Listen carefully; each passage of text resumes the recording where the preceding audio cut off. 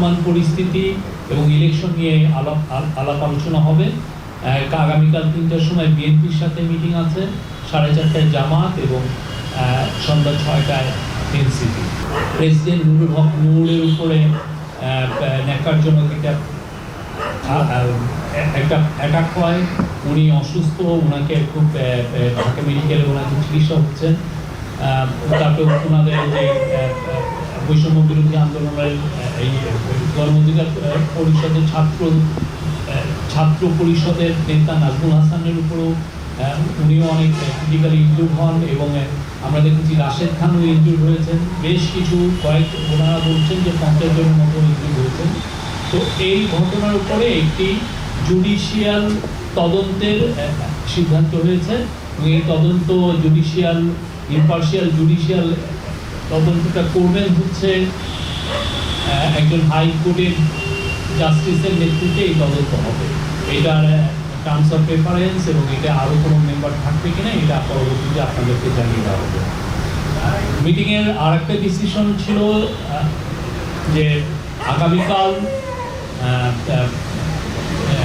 কিছু পার্টির সাথে রাজনৈতিক দলের সাথে আমাদের চিফ অ্যাডভাইজার বসবেন। 3টার সময় বিএনপির সাথে বর্তমান পরিস্থিতি এবং ইলেকশন নিয়ে আলাপ আলোচনা হবে। আগামীকাল 3টার সময় বিএনপির সাথে মিটিং আছে, 4:30টায় জামাত এবং সন্ধ্যা 6টায় NCP. Chief advisor injured Nurul Haq কে ফোন দিয়েছিলেন। প্রথমে ওনার ওয়াইফ বলেছিলেন, তারপরে নূরের সাথে কথা হয়েছে। নূরের ওয়াইফ বলেছিলেন। উনি তার সমবেদনা জানিয়েছেন। উনি নূর এবং নূরের সহকর্মী যারা আহত হয়েছেন তাদের প্রতি সমবেদনা জানিয়েছেন। উনি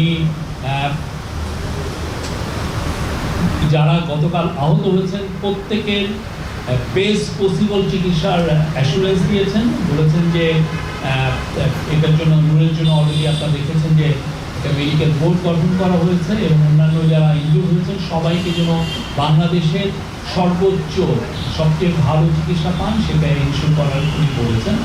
এবং উনি নূরকে বলেছেন যে এই ঘটনার জুডিশিয়াল তদন্ত হবে, উনি ওনাকে জানিয়েছেন। আর যদি প্রয়োজন হয় কারো চিকিৎসার জন্য সেক্ষেত্রে দেখা যাচ্ছে যে বাংলাদেশে থেকে বেটার বাইরে চিকিৎসার প্রয়োজন হবে বলে তাকে বিদেশেও পাঠানো হবে, উনি এটা বলেছিলেন। তো আজকে এই ছিল আমাদের আপনাদেরকে বলবার বিষয়। কোনো প্রশ্ন থাকলে